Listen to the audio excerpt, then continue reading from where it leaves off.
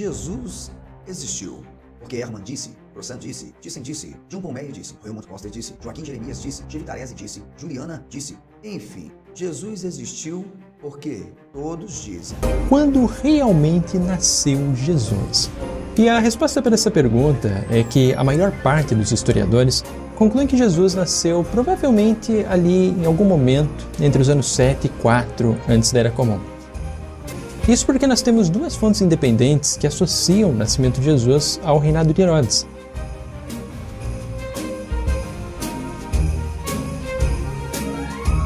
Que é o Evangelho de Mateus, no capítulo 2, verso 1, e o Evangelho de Lucas, no capítulo 1, verso 5. Que é o Evangelho de Mateus, no capítulo 2, verso 1, e o Evangelho de Lucas, no capítulo 1, verso 5. Jesus histórico existiu. O argumento de que ele não existiu nas redes sociais é puro sensacionalismo, é pura especulação. Parece um pouco essas igrejas que tentam convencer o outro de que ele está errado. Parece um pouco essas igrejas.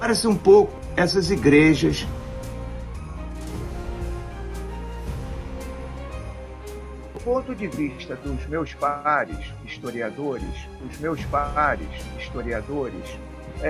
muitos confiam que eu não faço história e sim teologia.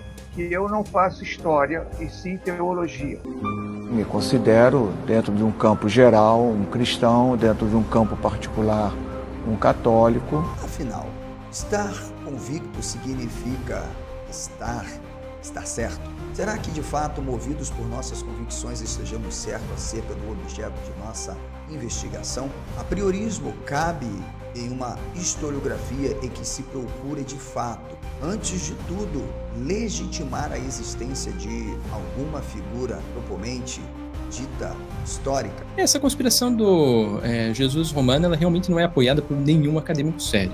Do ponto de vista dos meus pares historiadores, muitos confiam que eu não faço história e sim teologia. Será que Jesus histórico realmente é um fundamento não a priori da academia, seja historicista ou conservadora amicista?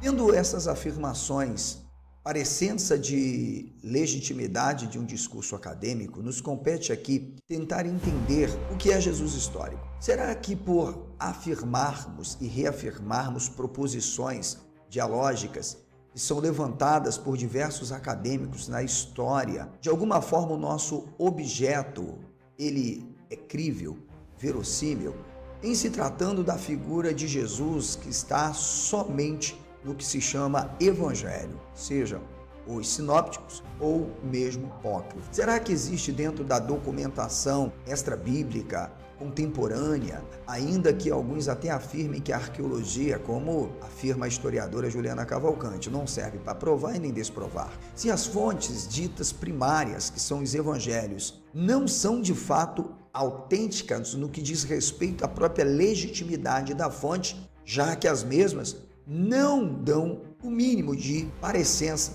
desse Jesus. Haja vista que mesmo apelando-se para a tal hipótese se constrói ainda diferentes Jesus. Isso porque nós temos duas fontes independentes que associam o nascimento de Jesus ao reinado de Herodes. E Lucas, não é?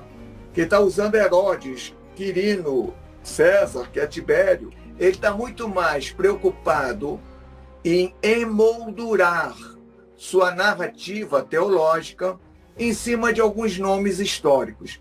Então eu vou dizer, data de nascimento de Jesus também é pura teologia, não tem nada de história. Hoje eu escolhi um caminho diferente para podermos entender o porquê Jesus histórico é uma hipótese fundamentalmente ideológica a partir do século XIX e que o Jesus histórico nunca foi, de fato, uma pesquisa pela legitimidade de sua comprovação histórica, e sim de uma reafirmação a priori em uma tautologia.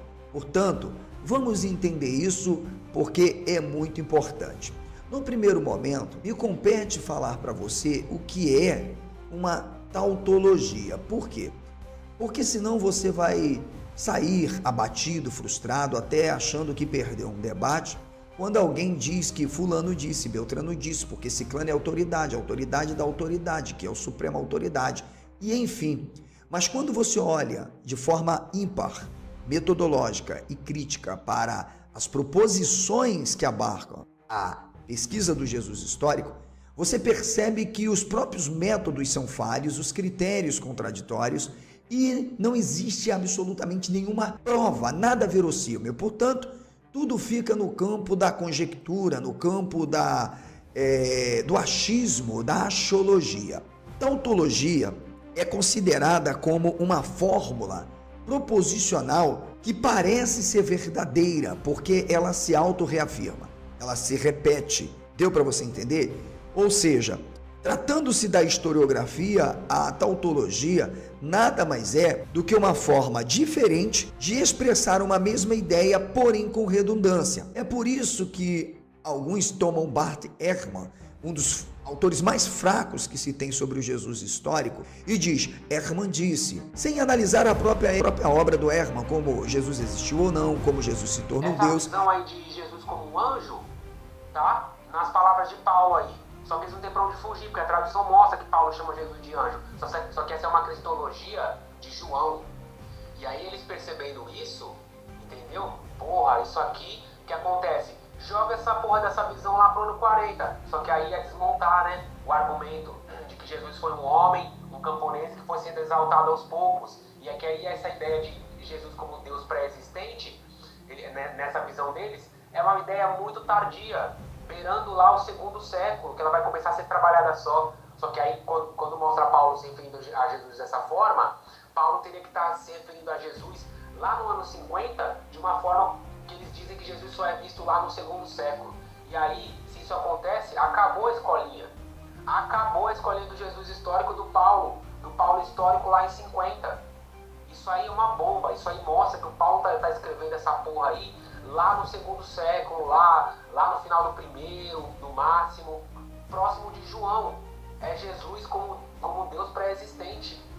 Só que eles falam que o quê? Que os cristãos primitivos, da época das logias, estavam falando do Jesus homem e não tinham ainda a visão do Jesus como Deus pré-existente. Isso aí é uma bomba, ó. Ele assumiu na nota aí, ó. O Ehrman tá falando na nota isso aí. Que eles não estudavam isso aí e não tinham essa visão. Eles viam isso, só que eles rejeitavam. Entre outros, pois na verdade o Ehrman apenas reproduziu e repetiu reafirmações dada a pesquisa. Não há nada absolutamente novo em Ehrman e Ehrman não provou absolutamente nada. Significa, Bart Ehrman apenas usou-se de um discurso de legitimidade acadêmica ao ponto de afirmar que historiadores anteriores na verdade, nem eram historiadores, eram teólogos. Mas o Ehrman é teólogo. A pesquisa do Jesus histórico e as críticas às vidas de Jesus foram produzidas por padres teólogos. E com o revisionismo histórico e a historiografia no rol das ciências, bem, podemos ver que continuaram sendo teólogos. Do ponto de vista dos meus pares historiadores, muito confio que eu não faço história e sim teologia. Portanto, não venham para cá com essa carteirada, porque não vai colar. Uma outra questão é que a pesquisa do Jesus histórico, ela também é o que nós chamamos ad hoc. Ou seja, é uma pesquisa destinada para um fim. Como é o fim, professor? Então, é da legitimidade a uma hipótese, Ô, Juliana, faz um corte aqui e manda pro Croissant. O Croissant conseguiu superar Freud, Lacan, John Searle, Michel Foucault principalmente. Mas na rebelião até que está na pista levantando poeira. Chegamos pra derrubar quem vive de lorota e besteira. A farsa do Jesus histórico tá prestes a cair. Moreno já provou que é só invenção e nós vai insistir. Gontijo fala que é ateu, mas qual é que é? Dá palco pra pseudociência, distorce a fé. 300 mil ouvindo só conversa fiada. Mas o que Moreno diz, histórico não é hipótese para provar. Eles vêm falar de evidência, mas cadê o real? Jesus sem registro, tudo é artificial. Nada de Nazaré, só mito e tradição. História forjada pra manter opressão. É nós da rebelião, sem medo do embate, mostrando a verdade, não tem resgate. Enquanto se esconde em invenção, Alessandro Moreno traz a demolição. Falam de prova, mas o que isso quer dizer? Uma linha aqui, outra lá só pra iludir. Joséfo nunca disse nenhum rastro antigo. Jesus é ficção, esconderijo pros amigos, mas Gontijo insiste, a verdade é essa que fala. Mas só dá palco pra quem repete e não cala. Antônio Miranda, Canila do Ave Roma, todos no esquema, aumentando a soma. Enquanto isso, nós da rebelião tá no barulho, expondo a mentira, tirando do embrulho. Disse que nossa voz vai ficar na patotinha, mas nós mostra que essa verdade caminha. É nós da rebelião, sem medo do embate, mostrando a verdade, não tem resgate. Enquanto se esconde em invenção, Alessandro Moreno traz a demolição. Da rebelião, sem medo do embate, mostrando a verdade, não tem resgate. Enquanto se esconde em invenção, Alessandro Moreno traz a demolição. Olá, rebeldes do pensamento crítico. Hoje vamos mergulhar em um tema que causa desconforto até mesmo entre os acadêmicos: a figura de Jesus e a hipocrisia das narrativas históricas que tentam sustentá-la. Preparem-se.